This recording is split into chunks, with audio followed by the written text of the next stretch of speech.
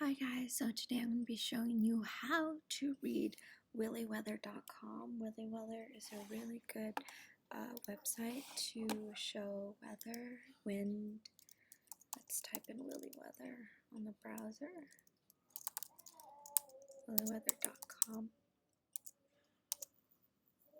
Okay, so right here, let's expand this. Okay, so right here we are in the home page of willyweather.com. As you can see here, since we have not entered any of the location, it just shows us the map of the United States with a general facility of the weather. Since we are on the weather tab, that's where it starts. We can also see wind data, rainfall, sunsets and sunrises, moon phases, which it seems like everybody's in the same moon phase, UV indexes, tides. This is what we're going to be focused on today. Swells, tides and swells.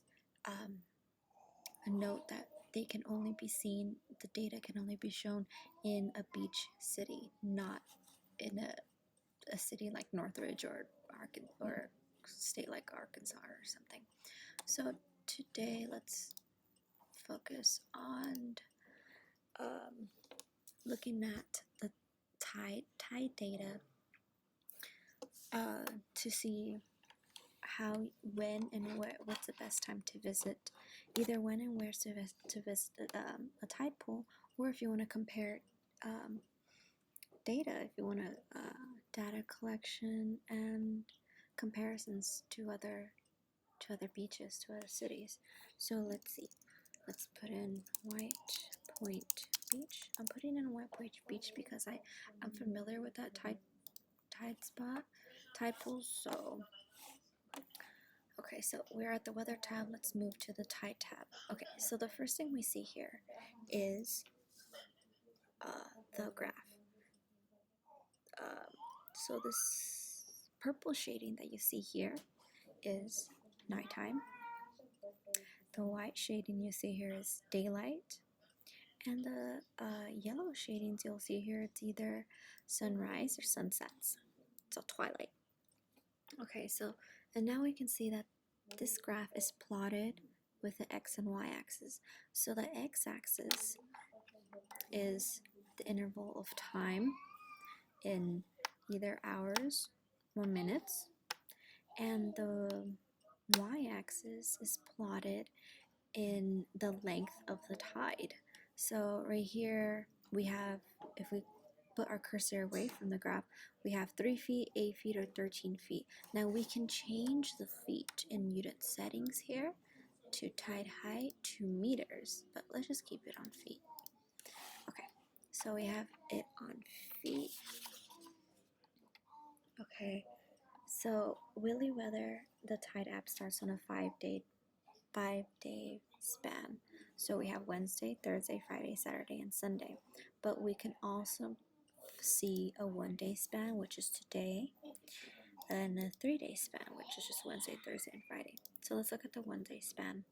If you notice here, there's a dark blue line here. This is telling us the real time, what's happening right now. So it's 1:59 p.m. and the tide seems to be at 258 feet. Okay, so what does that mean?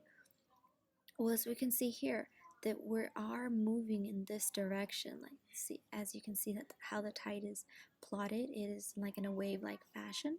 So we can see here that it's morning here, and as we move more to the right, it gets later and later towards the day. So we are moving to the right. So as we can see here, the tide is rising. Now we can also see this real time here in this Now tab.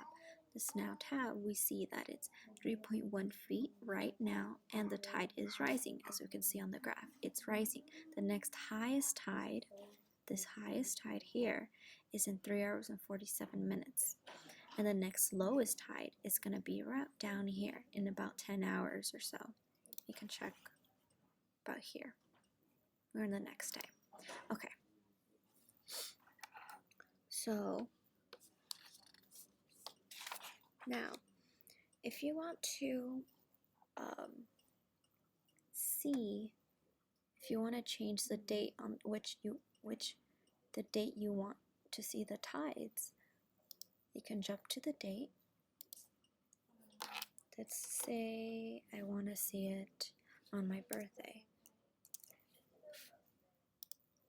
Okay, so we see here that the tide on Tuesday, the lowest is going to be is at 1.2 feet and the highest is going to be is at 4.3 feet.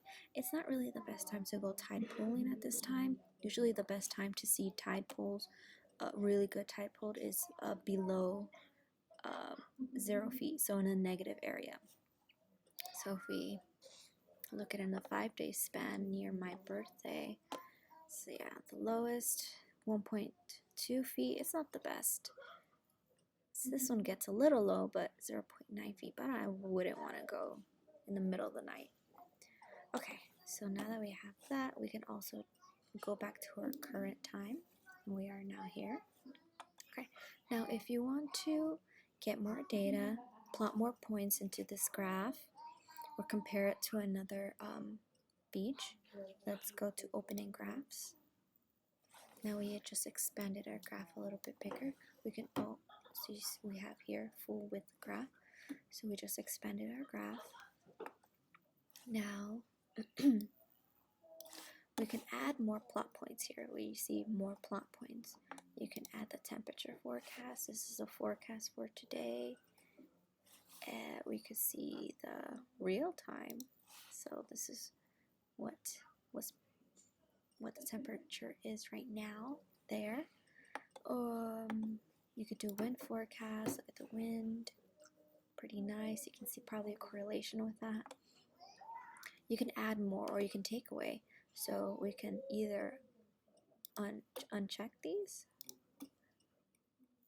or you can press the down arrow and just take it out of your graph plots if you want. Okay, so now if you want to compare it to a different beach, let's go here to multiple graphs and click on enter our location. So if we enter our location, let's enter a beach that I know that I probably haven't been to yet. So let's go to Crystal Cove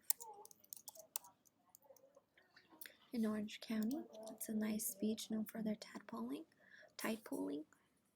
Okay, so we will have to pick tide height for sure. Then if you want to have the same as this one, you want a temperature forecast and wind forecast. Where are you? Wind forecast. Okay.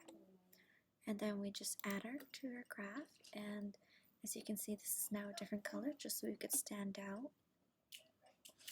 Now you can see that it's a little different with the temperature and the wind forecast. It's also a little different, but let's compare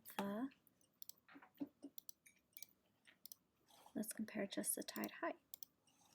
Okay, so the highest we have here was probably at 3.5 feet. Highest here was at 3.2 feet, so very similar. Lowest 1.5 feet, 1.5 feet. So roughly it's about the same, since tides are basically controlled by gravitational pulls of moon phases. So it's gonna be basically the same. And if you want to add another graph, you can add it right here, and I'll give you the same plot points you want to select.